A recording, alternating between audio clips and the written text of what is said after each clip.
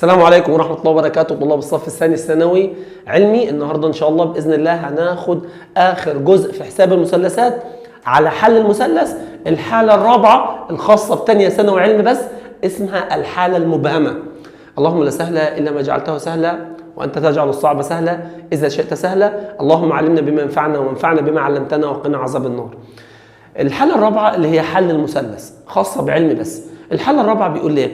إذا علم طول ضلعين وقياس زاوية مش محصورة بينهم وقياس زاوية مقابلة لأحدهما.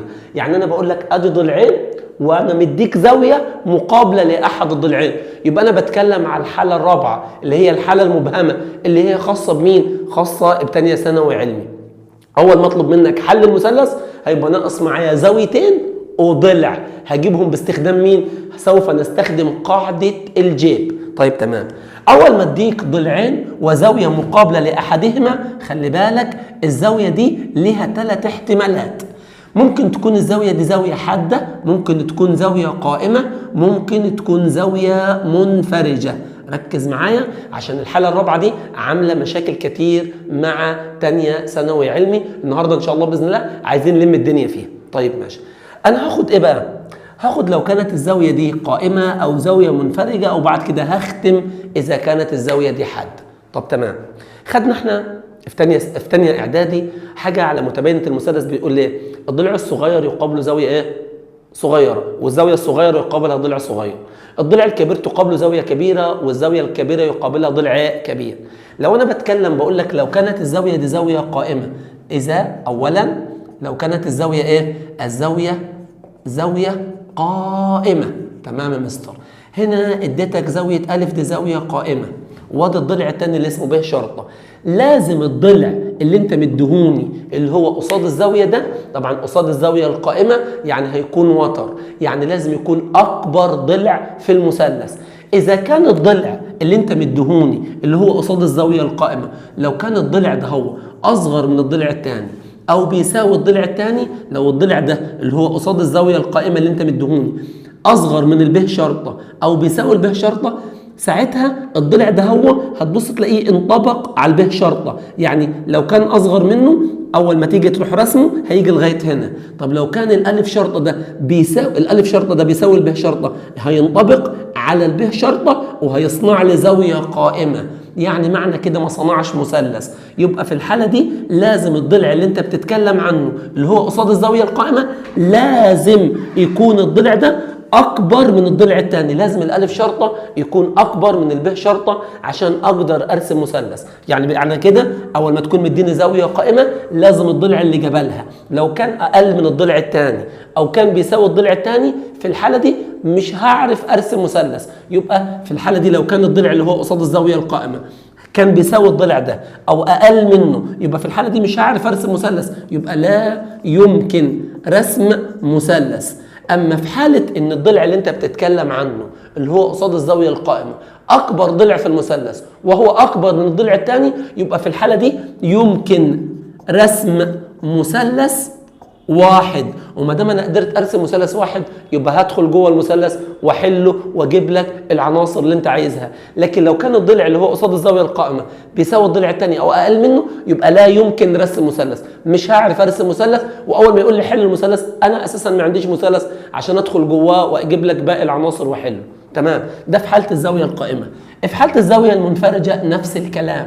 في حالة الزاوية المنفرجة برضو نفس الكلام. لو كانت الزاوية قائمة أو الزاوية منفرجة لازم الضلع اللي قصاد، يعني أنا هرسم لك زاوية منفرجة هنا، أدي زاوية ألف المنفرجة وده الضلع اللي اسمه ب شرطة. لازم الضلع اللي أنت هتديهوني اللي هو قصاد الزاوية المنفرجة، طبعا الزاوية المنفرجة دي هتكون أكبر زاوية في المثلث، فلازم الضلع اللي قصادها يكون أكبر ضلع في المثلث. يعني في حالة إن أنت هتديني الضلع اللي قصاد الزاوية المنفرجة أصغر من أو هيساوي الضلع الثاني، يبقى لا يمكن رسم مثلث. أما في حالة إن الضلع اللي قصاد الزاوية المنفرجة أكبر من الضلع الثاني، يبقى في الحالة دي يمكن رسم مثلث واحد. ركز معايا. طيب يبقى انا بقول لك ايه؟ لو انت مديني ضلعين وزاويه مقابله لاحدهما، لو كانت الزاويه دي قائمه او منفرجه لازم الضلع اللي قصادها اللي قصاد الزاويه القائمه او المنفرجه لو كان اصغر من الضلع الثاني او بيساويه، يبقى لا يمكن رسم مثلث. اما كان الضلع اللي هو قصاد الزاويه القائمه او المنفرجه اكبر من الضلع الثاني، يبقى في الحاله دي هرسم مثلث واحد بس، هقدر ادخل جوه المثلث وادرس المثلث واستخدم قاعده الجيب واجيب لك باقي العناصر اللي انت عايزها. طيب تمام. في حاله ان الزاويه اللي انا بتكلم عليها كانت زاويه حاده، زاويه حاده، الزاويه الحاده دي ليها 4 احتمالات. اول حاجه هعملها لو كانت الزاويه اللي انت مديهاني زاويه حاده، يعني انا مديك الالف شرطه، مديك الب شرطه، ومديك زاويه الف اللي هي قصاد الضلع اللي اسمه الف شرطه، يعني انت مديني ضلعين وزاويه مقابله لاحدهم، يبقى في الحاله دي انا هقدر استخدم قاعده الجيب. بس خلي بالك عشان اعرف ان انا هقدر ارسم مثلث ولا ما اقدرش، ما دام انت مديني ضلعين وزاويه مقابله لاحدهما وكانت الزاويه اللي انت مديهاني دي زاويه حاده، هعمل اختبار للمثلث. الاختبار بتاع المثلث ده اسمه ارتفاع. الاختبار بتاع المثلث ده اسمه ايه يا عم احمد؟ اسمه ارتفاع. طيب الارتفاع ده عشان اجيبه هاخد الضلع الثاني اللي هو مش قصاد الزاويه، هاخد الضلع الثاني واروح ضربه في جاز زاويه واحسبهم على بعض واشوف قيمه ارتفاع اللي هيكون مرسوم داخل المثلث. يبقى اول ما تديني زاويه حاده على طول لازم اوجد الارتفاع بتاعي. الارتفاع ده اجيبه ازاي؟ الارتفاع ده هو همسك الضلع الثاني اللي هو بعيد عن الضلع اللي قصاد الزاويه، همسك الضلع الثاني واروح ضربه في جاز زاويه، هضربهم في بعض واجيب لك الارتفاع. عندي 4 احتمالات. اول احتمال لو انت مديني زاويه الف الحد يا عم احمد اهي، ادي زاويه الف الحد خلاص، وادي الضلع الثاني اللي اسمه ب شرطه، ادي الارتفاع اللي انت مديهوني اللي هو عين. ادي الارتفاع اللي انت مديهوني اللي هو عين. لو كان الضلع اللي انت مديهوني اللي هو قصاد الزاويه، لو كان الضلع ده اصغر من الارتفاع، يعني معنى كده اول متن الضلع هبص الاقي الضلع اللي انا جبته اللي هو اصغر من الارتفاع وصل لغايه هنا، يعني ما كملش لتحت، يعني معنى كده الضلع ده ناقص. يبقى المثلث ده الضلع الثالث بتاعه اللي انت رسمته اصغر من الارتفاع، الارتفاع ده هو مش هيكون ارتفاع صريح، ده اسمه ارتفاع وهمي، انت بتقيم عليه هل في مثلث ولا لا. يبقى انا جبت الارتفاع ده مش ضلع حقيقي في المثلث، ده ضلع وهمي انا بقيس عليه عندي مثلث ولا لا. فانا جيت بصيت لقيت الضلع اللي هو قصاد الزاويه الحاده اصغر من الارتفاع، يعني وصل لغايه هنا. هل الضلع اكتمل وكان قد الارتفاع وكمل المثلث؟ لا، ما كملش المثلث. يبقى في الحاله دي ما دام الضلع اللي هو قصاد الزاويه الحاده اصغر من الارتفاع، يعني ما كملش المثلث، يعني ما اكتملش رسم المثلث، يبقى اذا لا يمكن رسم مثلث. يبقى انا ما عنديش مثلث عشان ادخل جواه وادرس المثلث اللي قدامي. الحاله الثانيه لو انا بتكلم على مين يا عم احمد؟ ادي الزاويه الحاده اللي هي زاويه الف، وادي الضلع اللي انت مديهوني اللي هو ب شرطه، وادي الارتفاع الوهمي اللي انا جبته عن طريق الاختبار.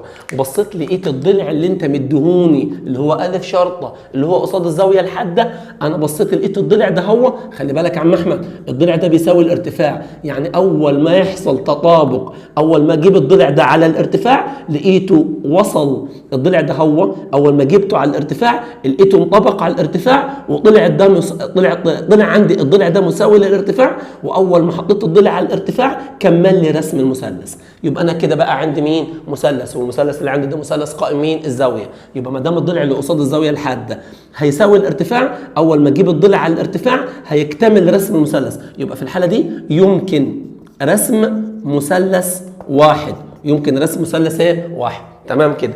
الحاله الثالثه اللي هي انا بسميها الحاله المبهمه اللي انا بتكلم عنها، اللي هو عنوان الدرس اتبنى عليها. انا عندي هنا يا عم احمد ادي الزاويه الحاده اللي هي الف، خلاص ماشي، وهنا ادي الضلع اللي انا بتكلم عليه اللي هو الب شرطه، تمام، وهنا يا عم احمد عندي الارتفاع اللي هو عين.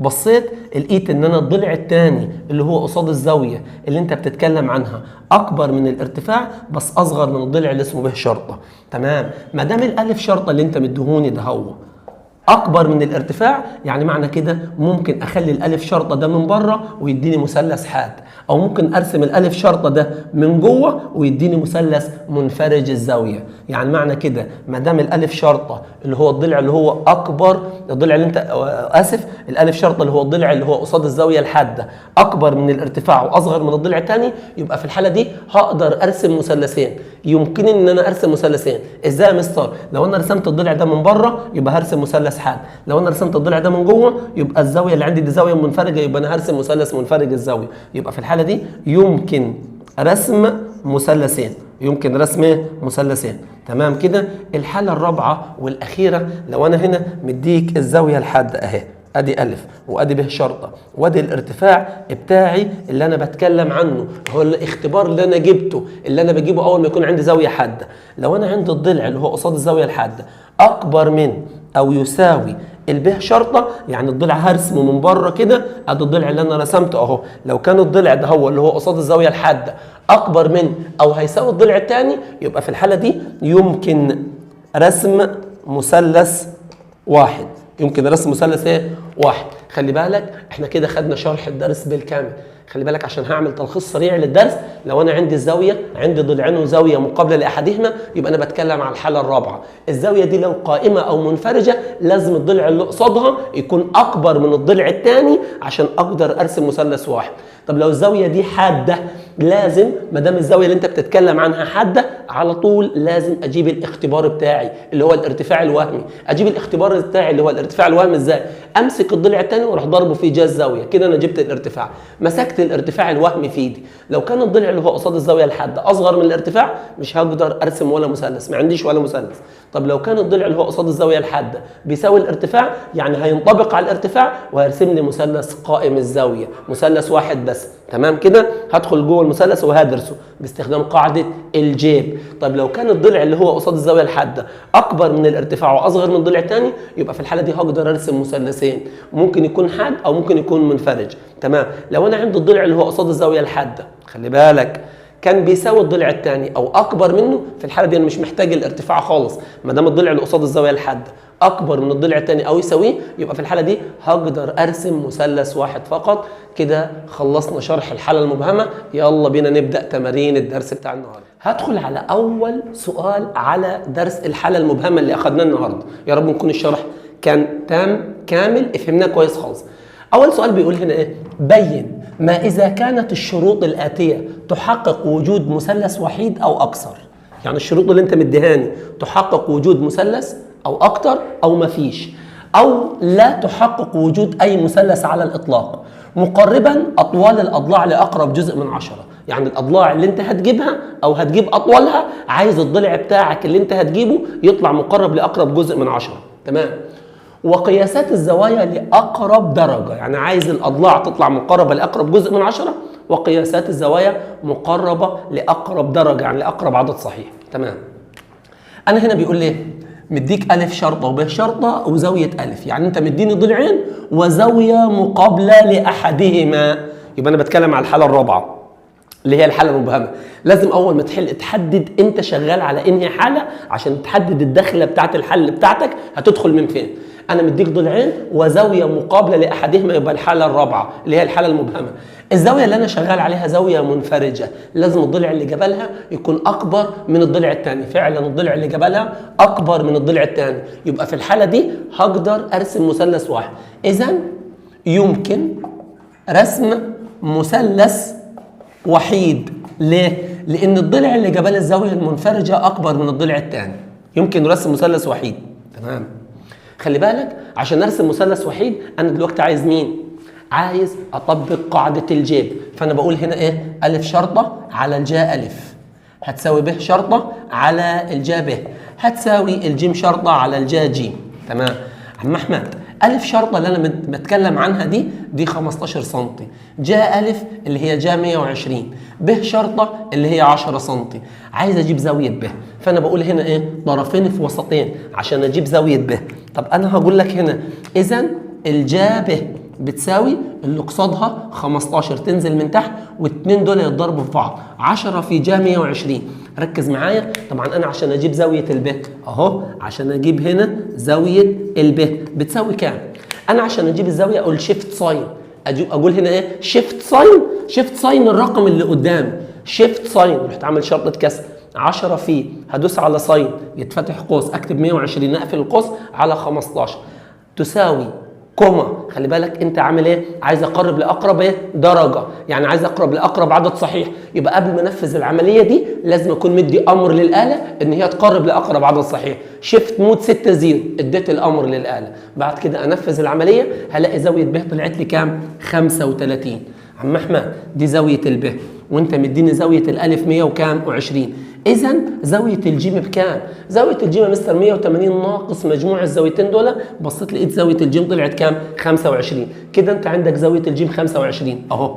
زاويه الجيم دي اصبحت 25 وزاويه الب اصبحت 35. عشان اجيب الجيم شرطه انسى دي خالص. اذا الجيم شرطه هتساوي اللي قصادها جا 120 تنزل من تحت، والاثنين دول يتضربوا في بعض. 15 في جا 25 تقريبا كام؟ اذا زاويه او الجيم شرطه تقريبا بكام؟ على فكره انا عايز ضلع، وانت قلت لي الاضلاع بتاعتك لازم تطلع عليه مقرب لاقرب جزء من 10، يعني لازم ادي امر للاله بحيث ان الضلع يطلع مقرب لاقرب جزء من 10. شيفت مود 6 1 اديت امر للاله. بعد ما اديت امر للاله نفذت العمليه دي عليها، بصيت لقيت ان الجيم شرطه طلع 7.3، وبكده نبقى انا حليت لك المثلث الموجود عندك وجبت لك باقي العناصر اللي هي ناقصه معاك. تمام. انا هنا مديك ايه بقى؟ مديك الف شرطه ب 12 سم، ب شرطه 15 سم، يعني انت مديني ضلع وزاويه مقابله لاحدهما. الله ينور يا مستر. يبقى انا بتكلم على الحاله الرابعه، ركز معايا. طيب انا هنا بقول لك ان زاويه الف بكام؟ ب 100، يعني دي زاويه منفرجه. زاويه منفرجه يعني لازم الضلع اللي جابلها يكون اكبر من الضلع الثاني. واضح ان الضلع اللي جابلها اصغر من الضلع الثاني، يعني فشلت، يعني ما ينفعش ارسم مثلث. يبقى ما عنديش مثلث. يبقى بيقول لي ادرس المثلث وحله. ادرس المثلث ازاي واحله وانا اساسا ما عنديش مثلث؟ يبقى بما ان الضلع اللي قصاد الزاويه المنفرجه اصغر من الضلع الثاني، اذا لا يمكن رسم مثلث. مش هعرف ارسم ولا مثلث، يبقى دي فشلت، ما عنديش مثلث، فبالتالي مش هدرسه ولا هجيب لك العناصر اللي هي ناقصه معايا. انا مديك الف شرطه، مديك ب شرطه، ادي ضلعين وزاويه مقابله لاحدهما. يبقى انا بتكلم على الحاله الرابعه. خلي بالك الزاويه اللي انت مديهاني دي زاويه ايه؟ زاويه حاده على طول. ما دام زاويه حاده لازم اختبر او لازم اجيب الاختبار بتاعي اللي هو الارتفاع. اجيب الارتفاع ازاي؟ اسيب الضلع اللي هو قبل الزاويه الحاده واروح ماسك الضلع الثاني بقول ب شرطه في جا الزاويه اللي اسمها الف. بصيت لقيت الارتفاع بتاعي ب شرطه اللي هو 7 في جا الف اللي هي جا كام؟ 60 تقريبا. لقيت الارتفاع بتاعي ده هو بالاله الحاسبه 6.1. تمام. بعد ما جبت الارتفاع اشوف الضلع اللي هو قصاد الزاويه الحاده. واضح بما ان الضلع اللي هو قصاد الزاويه الحاده اصغر من مين؟ الارتفاع. الضلع ده ب5 والارتفاع ب6.1.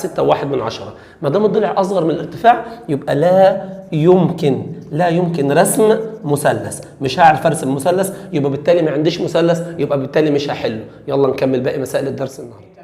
ادخل على المساله الرابعه النهارده. بيقول لي الف شرطه 20 سم، ب شرطه 28 سم، قياس زاويه الف 42. انت مديني ضلعين وزاويه مقابله لاحدهما. يبقى انا بتكلم على الحاله الرابعه اللي هي الحاله المبهمه. خلي بالك الزاويه اللي انت بتتكلم عليها زاويه حاده. تمام يا مستر. ما دام زاويه حاده يبقى انا لازم اروح لمين؟ للاختبار الوهمي اللي احنا اتفقنا عليه اللي هو الارتفاع. فانا عشان اجيب الارتفاع اجيبه ازاي؟ اسيب الضلع اللي هو قصاد الزاويه الحاده، همسك الضلع الثاني واروح ضربه في جا الزاويه اللي هي جا كام؟ 42. حسبتها باستخدام الاله الحاسبه. طبعا انا شغال الاضلاع بتاعتي لازم تطلع مقربه لاقرب رقم 10 واحد. ما دام طلعت مقربه لاقرب رقم 10 واحد تمام، يبقى انا شغال زي نظام الاضلاع. اديت امر شيفت مود 6 1، كتبت العمليه دي عليها، بصيت لقيت الارتفاع طلع 18.7. ده الارتفاع. واضح ان الضلع اللي هو 20 اكبر من ال 18.7 واصغر من 28. واضح ان ال 20 اكبر من 18 واصغر من 28. مين ال 20 اللي هو الضلع اللي هو قصاد الزاويه الحاده؟ مين ال 18.7 اللي هي الارتفاع؟ مين ال 28 اللي هو الضلع الثاني؟ ما دام انا عندي الضلع اللي هو قصاد الزاويه الحاده اكبر من الارتفاع واصغر من الضلع الثاني، اذا يمكن رسم مثلثين. يمكن رسم يا عم احمد مثلثين. طب ما دام يمكن رسم مثلثين، انا خلاص عرفت ان انا عارف ان دي مثلثين، يعني هيكون عندي اجابتين، مثلث حاد في الربع الاول ومثلث منفرج في الربع الثاني. طب انا عندي في الحاله الرابعه هستخدم قاعده الجيب اللي هي بتقول الف شرطه على الجا الف هتساوي الب شرطه على الجا ب. على الجا ب يا مستر، هتساوي الجيم شرطه على الجا جيم. تمام كده. الالف شرطه اللي انا بتكلم عليها اللي هي كام يا عم احمد؟ اللي هي 20 على الجا الف، الالف اللي هي كام؟ 42. هتساوي الب شرطه عم احمد اللي هو 28 على الجا ب بتساوي جيم شرطه على الجا جيم. اذا هنا طرفين في ايه؟ في وسطين. جا ب اللي قصادها تنزل من تحت، والاثنين دول يتضربوا في بعض، 28 في جا 42. تقريبا، لا مش تقريبا، انا هجيب لك هنا ايه بقى؟ خلي بالك الجا دي موجبه، ما دام الجا موجبه يبقى الجا دي ما دام موجبه، ما دام الجا بتاعتي موجبه يبقى اذا الزاويه اللي انا بتكلم عليها امتى تكون الجا موجبه؟ يا في الربع الاول يا في الربع الثاني، يا في الربع الاول يا في الربع الثاني. تمام كده. فانا عشان اجيب زاويه ب في الربع الاول، اجيب الزاويه دي ازاي في الربع الاول؟ انا هطبق القانون بتاعي اللي هو قدامي ده، مش الجا موجبه؟ الجا موجبه، ما دام الجا موجبه يبقى الزاويه بتاعتي يا اما تقع في الربع الاول يا اما تقع في الربع الثاني، والكلام ده اخذناه في درس الدوال المثلثيه في سنه اولى. طب انا عشان اجيب زاويه ب اعمل ايه؟ شيفت، انا مدي امر، طبعا انا عايز الزاويه تطلع مقربه لاقرب ايه؟ لاقرب درجه، يعني لاقرب عدد صحيح. اديت امر للاله شيفت مود 6 0. بعد ما اديت امر للاله الحاسبه شيفت مود 6 0 عشان اجيب الزاويه دي دوست شيفت ساين، كتبت الرقم ده على الاله الحاسبه، طلعت زاويه ب بكام؟ ب 70. ده لو في الربع الاول، لكن لو زاويه ب في الربع الثاني في تحويله في الربع الثاني اسمها 180 ناقص الزاويه اللي طلعت في الربع الاول، يبقى هتديني 110. تمام كده. فرحت كاتب القاعده اللي فوق، ادي 20 على جا 42 هتساوي الب شرطه اللي هي 28 على الجا ب بتساوي الجيم شرطه على الجا جيم. هنا 20 على جا 42 بتساوي 28 على الجا ب بتساوي الجيم شرطه على الجا جيم. عم احمد انا هنا الب بتاعتي ب 70، رحت كاتب الب ب 70. طيب انا هنا عندي دي الف، دي زاويه الف ودي زاويه ب، اجيب زاويه جيم ازاي؟ هقول 180 ناقص مجموع الزاويتين دول ادتني 68. تمام. هنا شلت الب بتاعت الربع الثاني 110. تمام كده. يبقى دي 42 ودي 110. طب انا هقول 180 ناقص مجموع الزاويتين دول، بصيت لقيت زاويه جيم طلعت كام؟ 28. مين اللي ناقص معايا هنا؟ الجيم شرطه. مين اللي ناقص معايا هنا؟ الجيم شرطه. اذا الجيم شرطه بتساوي اللي قصاد الجيم شرطه جا 70 تنزل من تحت، واثنين دول يتضربوا في بعض، 28 في جا 68. تقريبا ايه؟ الجيم شرطه طبعا انا مدي امر للاله الحاسبه ان هي تقارب لاقرب عدد 10 واحد، شيفت مود 6 1. ضربتها باستخدام الاله الحاسبه طلعت معايا كام الجيم شرطه عم احمد؟ الجيم شرطه طلعت 7.7. تمام كده. يبقى معنى كده ان انا معايا مين؟ معايا زاويه الف وزاويه ب وزاويه جيم، وادي الف شرطه وادي ب شرطه، وانا جبت لك الجيم شرطه. كده جبت لك الست عناصر. امسك اللي بعديها، طرفين في وسطين عشان اجيب الجيم شرطه اللي هي في الربع الثاني. الجا 110 تنزل واثنين دول يتضربوا في بعض، 28 في جا 28. تمام كده. 28 في جا 28. خلي بالك حسبت الجيم شرطه، طبعا الجيم شرطه انا بعد ما حسبتها بالاله الحاسبه تقريبا طلعت كام؟ 14 سم. تقريبا طلعت 14 سم.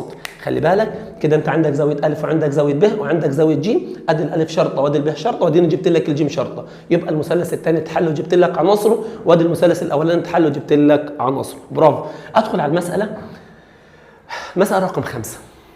بيقول لي في المساله رقم 5 ادي الالف شرطه وادي الجيم شرطه. انا كده مديك ضلعين ومديك زاويه مقابله لاحدهما. تمام. يبقى انا بتكلم على مين؟ الحاله الرابعه اللي هي الحاله المبهمه اللي هستخدم لها قاعده مين؟ الجيب. خلي بالك معايا، هستخدم قاعده الجيب وادخل جوه المثلث لو انا عايز احل المثلث وانت عندك مثلث يتحل. انا هنا بصيت لقيت اللي انا عندي دي زاويه حاده، خلاص يا مستر ما دام زاويه حاده على طول يبقى انا هلجا لمين؟ للارتفاع. بس خلي بالك في عندي في الحاله اول ما تكون عندي زاويه حاده في حاجه كده مش هلجا للارتفاع، هتتحل على طول. ازاي؟ لو كان الضلع اللي قصاد الزاويه الحاده اكبر من الضلع الثاني يبقى في الحاله دي انا هرسم مثلث واحد.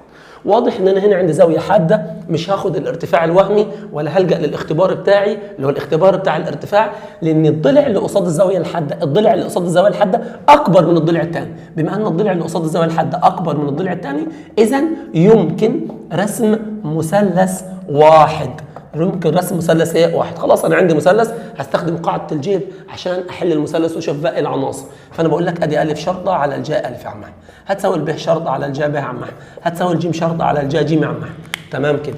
الف شرطه اللي هي كام يا عم احمد؟ اللي هي 12 على الجا الف اللي هي 27 هتساوي الجيم شرطه اللي هي كام؟ 7. تمام كده. عشان اجيب زاويه جيم طرفين في وسطين فانا بقول لك الجا جيم اللي قصادها 12 اللي قصادها 12 ودول يتضربوا في بعض 7 في جا 27. واحد هيقول لي الجا هنا موجبه ربع اول او ربع ثاني، اديله على وشه. انا ما عنديش احتمالين، انا عندي مثلث واحد. تمام؟ والمثلث اللي عندي ده هو هطلع زاويه ج زي ما تطلع، زي ما تطلع. لو طلعت زاويه ج حاده يبقى انا بتكلم عن الربع الاول، لو طلعت زاويه ج منفرجه يبقى انا بتكلم عن الربع الثاني، زي ما تطلع. فانا بقول لك اذا زاويه ج هحسبها. طبعا انا اديت امر عشان انا عايز الزاويه مقربه لاقرب درجه. عملت هنا شيفت مود 60، اديت امر، وعشان اجيب زاويه ج شيفت ساين كتبت الرقم ده عليها، بصيت لقيت زاويه ج كام؟ 15. زاوية الجيم دي عم احمد 15، يبقى زاوية البه دي بكام؟ هقول 180 ناقص مجموع الزاويتين دول ادتني 138، يعني زاوية البه 138 وزاوية الالف ادي 27. انا عندي الالف شرطة اللي هو كام؟ 12، عندي الجيم شرطة اللي هو كام؟ 7. فاضل معايا البه شرطة. البه شرطة ده اجيبه عن طريق مين؟ المقص. اذا البه شرطه بتساوي اللي قصادها جا 27 والاثنين دول يتضربوا في بعض، 12 في جا 100 كام؟ 38. حسبتها. طبعا ده ضلع لازم يكون مقرب لاقرب رقم 10 واحد.